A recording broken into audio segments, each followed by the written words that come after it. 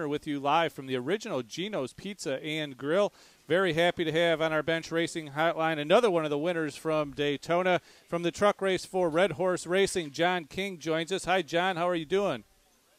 Hey, buddy. Fine. How are you? We are terrific. Congratulations on your win. We talked to James Busher in the first hour of the show and kind of asked him about the parting of the Red Sea and the crazy stuff that went on.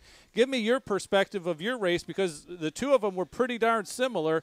At what point did you know that, things were going to go crazy in front of you and you had to pick a line to go? Oh, gosh. I'm not sure. We had a stint on the outside there and finally got back down to the bottom within 40 to go. And, man, we were running, I think, third back on the inside line, and I got by Hornaday on the back stretch, and I thought, man, we're going to have a shot at this. But it wasn't until the last, 10 or 12 laps that we made it there. So, I mean, it wasn't until the very end that it looked like a reality. Well, how much reaction time do you have when everybody's wrecking in front of you on the last lap of a green-white checker to say, okay, if this happens, I'm going to go here? Do you even have that amount of time, or is it just more just a reaction of seeing people flying around in front of you and you just pick a line and hope nobody's there?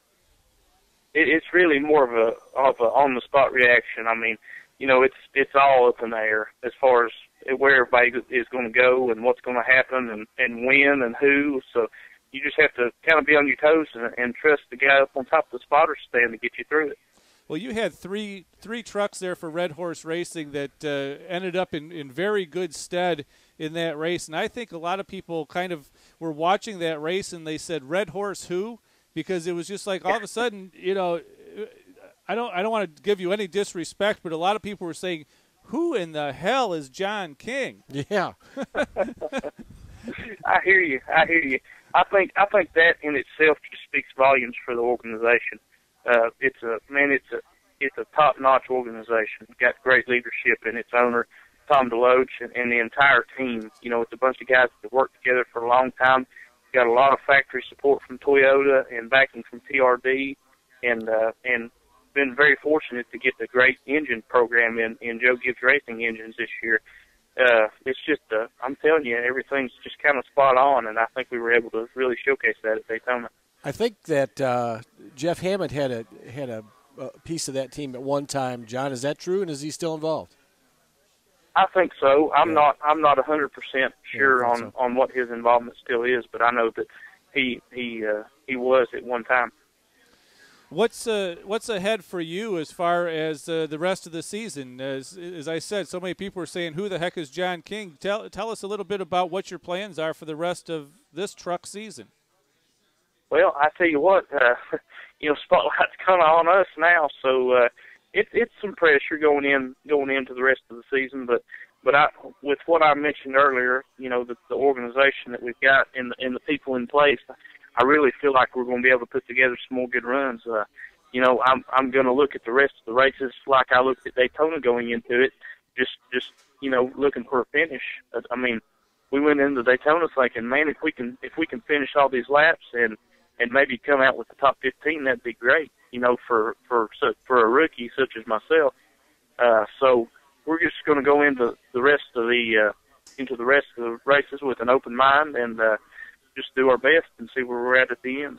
Well, John, looking at your bio before we did the show today, I thought it was kind of interesting that we talked to so many drivers, and they get into a quarter midget or a go-kart at age 2.5. They can barely walk, they're barely off of a bottle, and they're in a race car. But your journey to winning the truck race on Friday wasn't really that way. You're really kind of a late comer in this whole deal, aren't you? Yes, sir. We started I started racing at the age of 16. For a year before that, I actually worked on another guy's car, and we just kind of kept on going from there. I got started on dirt in crate late models. In 2008, we moved to super late models. Made the switch to asphalt late model stocks at the end of 08, start of 09, and ran some late model stock races in 09. 2010 and 2011, as well as a handful of truck races in 2010 and 2011. So we just kind of started off like we thought. Probably the best way to do this and to learn the most the quickest is to hit a different track every weekend. So we hit the road, whether it was on our own or with a traveling series, and just kind of got our feet wet that way and learned how to adjust, whether it was me or the race car for every racetrack, and made a lot of progress and got to where we could go about anywhere and run in the top 5. Does winning the race at Daytona change the way you're going to attack the rest of 2012? Does it bring in sponsorship? It may be a little early to ask you that, but I have to believe that by winning at Daytona on the stage that it was and the way you did, that it has to going to be a way to affect the rest of the season this year, and hopefully in a positive way. I think so. We had some stuff working going into Daytona as far as sponsorship goes, and we were pretty close on it. So I don't feel like it. I don't feel like it could have hurt it any. No, but, I don't think so. As far as the way that as far as the way that I'm going to look at every race going into it, I'm extremely focused. I'm as focused as I've ever been, and thoroughly excited. So I don't think there's going to be much difference there. Well, I got to believe that, again, like you say, a lot of drivers that you talk to, it's like, they have to just kind of keep pushing and keep pushing and keep pushing and hoping that one big race win comes that's going to put them over the top.